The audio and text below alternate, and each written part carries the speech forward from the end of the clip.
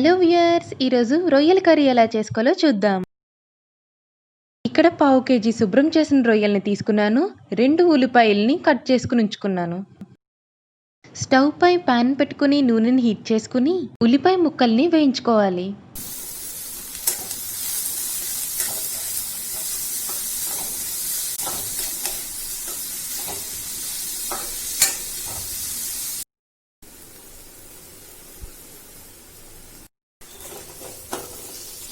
ఉల్లిపాయలు కొంచెం వేగిన తర్వాత 1 స్పూన్ అల్లం వెల్లుల్లి పేస్ట్ని వేసుకోవాలి.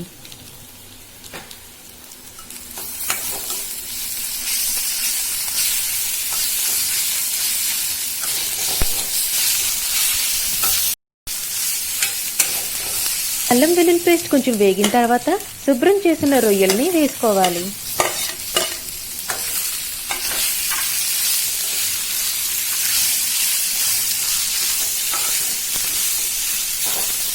రొయ్యలు బాగా మగ్గడం కోసం కొంచెం ఉప్పు, కొంచెం పసుపు వేసుకోవాలి.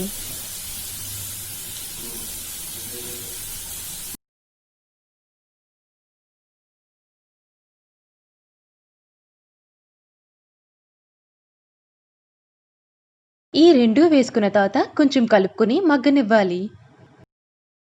కొంచెం మగ్గిన తర్వాత 1 స్పూన్ కారంని వేసుకోవాలి.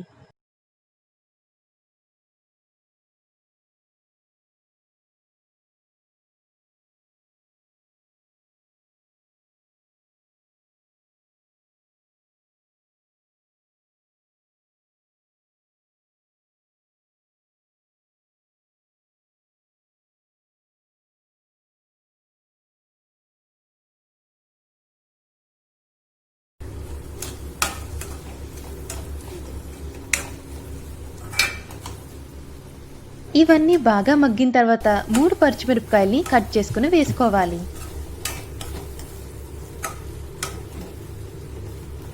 ఇప్పుడు 2 టమాటాలని కూడా కట్ చేసుకుని వేసుకోవాలి.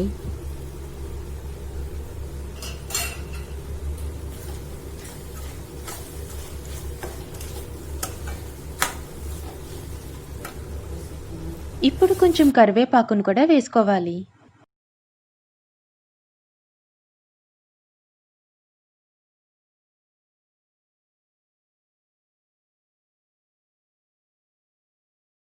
టమాటాలు, కరివేపాకు వేసిన తర్వాత మూత పెట్టి 5 నిమిషాలు ఉడకనివ్వాలి.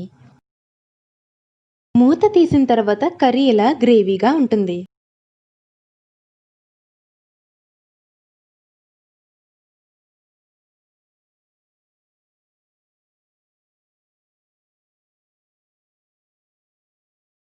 ఇగురులా కావాలనుకున్న వాళ్ళు ఇలా కూడా సర్వ్ చేసుకోవచ్చు.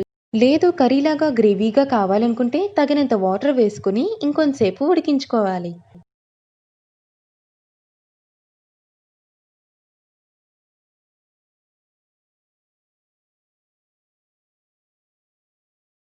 కర్రీ ఇంకా గ్రేవీగా కావాలనుకుంటే ఇంకొంచెం నీళ్లు వేసుకోవాలి.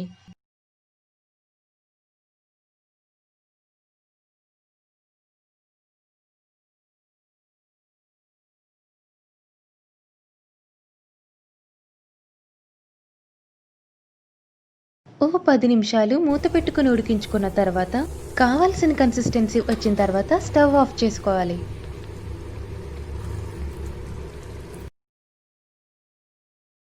ఇప్పుడు మన రొయ్యల కర్రీ రెడీ అయింది కాబట్టి సర్వింగ్ బౌల్లోకి తీసుకుని సర్వ్ చేసుకోవచ్చు. శుభ్రం చేసిన రొయ్యలు ఉన్నట్టయితే ఈ రొయ్యల కర్రీ చాలా తక్కువ టైంలోనే అయిపోతుంది. ఇలాంటి డెలిషియస్ రెసిపీస్ కోసం గో గ్రీన్ ఎయిమ్ని సబ్స్క్రైబ్ చేయండి.